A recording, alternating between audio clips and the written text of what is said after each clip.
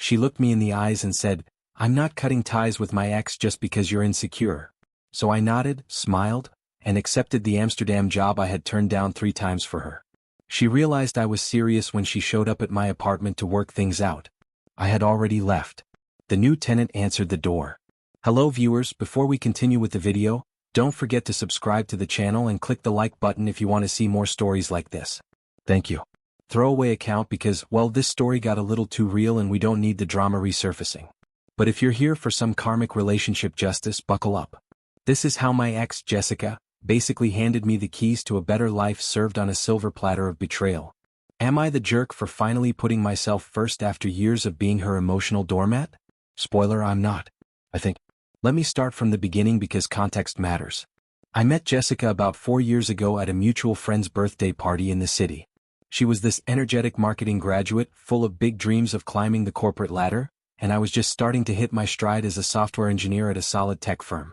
We clicked instantly, shared laughs over bad karaoke, late-night talks about our ambitions. I fell head over heels and she seemed to as well. Early on she told me about her ex, Marcus.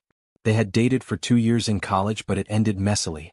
He was the adventurous type, always chasing thrills like spontaneous road trips or quitting a job on impulse. She described him as unreliable, someone who left her feeling unstable. I, on the other hand, was the constant. Reliable job, savings account, plans for the future. That's what she said she loved about me. Fast forward a bit, I started making sacrifices without even realizing how one-sided it was. Jessica hit a rough patch shortly after we got serious. Lost her initial job due to company downsizing, struggled with anxiety about her career. I stepped up, paid her rent for a few months while she job hunted, helped her polish her resume, even connected her with some contacts in my network. She landed a good job in digital marketing eventually, and things seemed to be looking up. But that's when Marcus started creeping back in. At first it was innocent. A message here and there. Just catching up. Friends, she said. I'd see his name pop up as she scrolled through her phone during movie nights and she'd laugh it off. Oh, Marcus is just sharing a funny meme from our old group chat. No big deal. But it escalated. She would look at his social media posts. Photos of him hiking in some exotic location or at music festivals. Posts that screamed, "Look at my exciting life." I'd mention it casually like, "Hey, it bothers me a bit that you're still so connected to your ex." Her response would kick into defensive mode. "Daniel, don't be so insecure. Marcus is just a friend now. We have history, but that's all it is." History. That word started to grate on me. I'd hear snippets of their conversations, her laughing at his stories, venting to him about work stress instead of me. One night, after a long day, I found her scrolling through old photos on her phone. There was a picture of her and Marcus at a beach, arms around each other, looking carefree. When I asked why she still had those, she snapped back. "Memories aren't something you just erase because someone new shows up. God, why are you always so paranoid?" I wasn't paranoid. I was loyal, committed, and yes, maybe a bit naive, but I loved her, so I tried to trust. Meanwhile, my own career was taking off. About 2 years into our relationship, I received an offer from the company's Amsterdam office. Senior developer position with a hefty salary increase, relocation package, the whole deal. It was a dream, working with cutting-edge AI projects, living in Europe, exploring new cultures. But Jessica was just starting to stabilize at work and she freaked out at the idea of moving. "Daniel, I can't uproot my life right now. What about my friends, my family, and Marcus is here too. He's going through stuff and I want to be around for that." Wait, what? Marcus's stuff mattered more than our future. I declined for her. She hugged me tight that night, whispering how much she appreciated it. "You're my rock, Daniel. I don't know what I'd do without you." But 6 months later the offer came up again. Same position, even better terms. Jessica was stable by then, but she hesitated. "Amsterdam sounds amazing, but I don't know if I'm ready for such a big move. And Marcus just went through a breakup. He's a mess. I feel bad leaving everyone behind again." Marcus. I declined a second time, telling myself it was for us. My boss was perplexed. "This is career suicide, man. Opportunities like this don't come around often." The third offer came last year. By then, things with Jessica had become tense. Her friendship with Marcus had intensified. She downplayed the coffee meetups. Just catching up. Late-night texts she'd hide when I walked into the room. I caught her subtly comparing us. "Marcus is starting that adventure travel blog. It's so inspiring. Your work is great, but it's predictable." That hurt. I was the one paying bills, planning dates, being there through the rough times. And yet, I was predictable. When the Amsterdam email landed, I brought it up over dinner. Jessica, this could be great for us. Fresh start, better life. She sighed, twirling her fork. I get it, but I'm happy here. And honestly, if you're pushing this because you're jealous of Marcus, that's on you. Jealous? Maybe a little, but it was more about respect. I wanted boundaries. Look, if we're serious, maybe it's better to dial back contact with him. Feels like emotional cheating. Her eyes narrowed. Emotional cheating. Wow, Daniel. That's dramatic. I'm not cutting ties with my ex just because you're insecure. People can be friends after dating. Grow up. That phrase hit me like a gut punch. I had sacrificed promotions, stability, everything for her comfort. And now I was the insecure one. I sat there, staring at my plate, feeling the weight of those 3 declined offers. But I didn't argue. Instead, I nodded slowly. Fair point. And in that moment, something shifted. I excused myself, went to the bedroom and replied to the email. I accept. Start in 2 months. No fanfare, no announcement, just a quiet decision to stop being her plan B. The next few weeks were a slow unraveling. Jessica acted like nothing had happened. Continued openly texting Marcus, posting vague stories about valuing old connections. I kept my acceptance secret, tying up loose ends at work, subletting the apartment discreetly. Inside, I was a mess, replaying every sacrifice, every time I put her first. Why had I refused Amsterdam 3 times? For someone who saw me as predictable? The turmoil beckoned to me during long walks alone, staring at the city lights, wondering if I'd wasted years on one-sided love. But I didn't vent. I just detached, packing boxes quietly while she was out, focusing on the logistics of the move. It was like watching a movie about my own life, finally realizing the plot twist was me choosing myself. Things came to a head one night, about a month before my move date. Jessica had been distant, spending more time with friends. Code for Marcus, I suspected. I'd noticed her liking his posts again. One where he was caught at bars with other women looking smug. That night, she came home late, a bit tipsy, and flopped onto the couch with a sigh. We need to talk, Daniel. I knew what was coming. I sat across from her, calm as ever. No emotional pull. Okay, what's up? She fidgeted with her phone, avoiding my eyes. This isn't working. You're suffocating me with all this jealousy stuff. Marcus and I are just friends, but you keep pushing it. I need space to figure out what I want.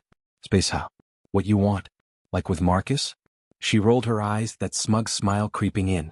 See, there it is again. Insecure Daniel. Marcus understands me. He's fun, spontaneous. We talk about real things, no judgment. You're always so safe. Planning everything. Turning adventures like this Amsterdam thing you do because you're afraid of change. I almost laughed at the irony but held back. I declined. I declined for you, Jessica. 3 times. She waved dismissively. Whatever. The point is I deserve someone who matches my energy. Marcus isn't perfect, but at least he doesn't clip my wings. I'm not saying I'm running back to him, but yeah, we're spending more time together. It's platonic mostly. But you're holding me back. Her words were like knives twisted with that entitled logic. So you're choosing his friendship over us. God, why does it have to be a choice? But if you're forcing it, then yes. I'm not cutting ties with him just because you're feeling threatened. That's manipulative, Daniel. If you trusted me, this wouldn't be an issue. Manipulative from the woman who'd guilt me into staying put while flirting with her ex. She leaned back, crossing her arms, looking so self-assured. I think we should take a break, maybe permanent. I'll crash at a friend's tonight. Give you time to think about how controlling you've been. I didn't beg. Didn't raise my voice. Just stared at her evenly. Makes sense. If that's what you want, go ahead. She blinked as if expecting a fight. Wait, that's it? No, please stay? You're just accepting this. What do you want me to say, Jessica? You've made your choice clear. She scoffed, grabbing her purse. Fine, whatever. You'll regret this when you realize no one's putting up with your boring routine. And with that, she stormed out, slamming the door. I heard her muttering something about finally being free. As she left, alone in the apartment, the silence was deafening. I poured myself a drink, sat on the balcony, and let the unfairness wash over me. Years of loyalty discarded as controlling, sacrifices thrown back in my face. Part of me wanted to call her, explain the Amsterdam thing, make her see what she'd lost. But no, that would be begging, and I was done. Instead, I texted my boss. The move is on track. Then blocked her number, not out of spite, but to protect my peace. The next day, I put the apartment up for sublet, finished packing the rest of my things, and started quietly saying goodbye to friends. No drama, no angry social media rants, just moving forward. But the turmoil lingered, nights staring at the ceiling, replaying her justifications. How her platonic friendship had become the thing I was blamed for. Was I really the insecure one? Or had she been gaslighting me all along? It felt outrageous, undeserved. After everything I'd given, I journaled a bit, talked to a therapist friend anonymously. "You're not crazy," he said. "This is textbook emotional abandonment reaction." It helped, but the pain was real. I let it breathe. Didn't rush to get over it. Amsterdam loomed like a lifeline. A chance to rebuild from the ashes of her betrayal. I didn't disappear overnight. It took planning. With the move scheduled 2 weeks out, I focused on tying up loose ends. Shipped my essentials ahead. Wrapped up projects at work. Even started hitting the gym more to clear my head. Internally, the shift was happening from vulnerable and questioning everything to quiet determination. This is my life, I told myself in the mirror, not hers to dictate anymore. Jessica tried to reach out a few days after the breakup, probably expecting me to chase. A text from a mutual friend's phone. "Hey, it's me, Jay. My phone's acting up. Can we talk?" I didn't want things to end like this. I didn't respond. Then an email. "Daniel, come on. You're being childish. Let's meet and work this out maturely." Still nothing from me. I was done engaging. Word spread among friends. One of them texted me. "Dude, Jessica's telling everyone you overreacted about Marcus. Says you're ignoring her completely out of spite. Let her spin it." I kept my responses neutral. We wanted different things. Wish her well. No bad-mouthing, no details about Amsterdam. That was mine. One day before my flight, I handed the keys to the new tenant. A quiet recent grad I'd found through a listing. "The place is yours now. Good luck." He nodded, oblivious to the backstory. I crashed at a hotel near the airport, feeling a mix of nerves and freedom. For the first time in years, I wasn't planning around someone else. Landing in Amsterdam was surreal. The canals, bicycles everywhere, the fresh start. My new team welcomed me with open arms. Dinners out, tips on neighborhoods. The work was challenging but rewarding, diving into projects I'd only dreamed about back home. I rented a cozy apartment overlooking a park, started exploring museums on weekends, even picked up a few Dutch phrases. The turmoil dissipated, replaced by clarity. I had been holding myself back for her. Now I was free. Friends from home kept me loosely updated, though I didn't pry. "Jessica's been spending a lot of time with Marcus lately. Seems official." Good for them, I thought. At first it felt genuine. But as weeks turned to months, my inner voice strengthened. No more what-ifs, just gratitude for the push I needed. That's when karma started working. Slow at first, then like a freight train. I didn't seek her out. Didn't stalk social media or pump friends for info. But fragments trickled through mutual friends who felt bad hiding it from me. About a month into my Amsterdam life, a friend from back home texted. "Hey man, thought you should know Jessica and Marcus are a thing now. She's posting pics of them at some festival looking all in love." I chuckled at my desk, sipping coffee overlooking the canals. Predictable indeed, but the shine wore off quickly. Turns out Marcus's adventurous side came with baggage. From what I pieced together via sporadic updates, he was drowning in debt. Credit cards maxed out from those spontaneous trips. No steady job beyond gig work. Jessica, fresh off our breakup, had quit her marketing job impulsively, decided to join him on the road, dreaming of that travel blogger life she'd hyped up. Bad idea. They jetted around for a while, her funding most of it with the savings I'd helped her build. Friends started distancing themselves. Our mutual circle saw through her spin, especially after one of them overheard her trash-talking me at a gathering. Daniel was too cautious. Marcus has real passion. Then the cracks showed. Marcus flaked during a trip. Arguments over money. Him flirting with other people right in front of her. She confided to a friend who reported back. "Jessica's a wreck. Marcus ditched her in some random city. Left her with the hotel bill. Said he needed space." Sound familiar? Irony at its finest. She came crawling back home, jobless, drowning in credit card debt just to cover rent. Social media went from smug couple photos to vague posts about growing through pain and learning from mistakes. An acquaintance mentioned her family was fed up too. Her sister, always the enabler, even admitted she was spiraling. Marcus had used her and ghosted. Professionally, it was a train wreck. Without her network, which I'd helped cultivate, landing gigs proved tough. She applied to a few places but got rejections. Word got around she'd quit abruptly, red flags were raised. Isolation set in. Friends who'd championed her freedom now sided with the truth.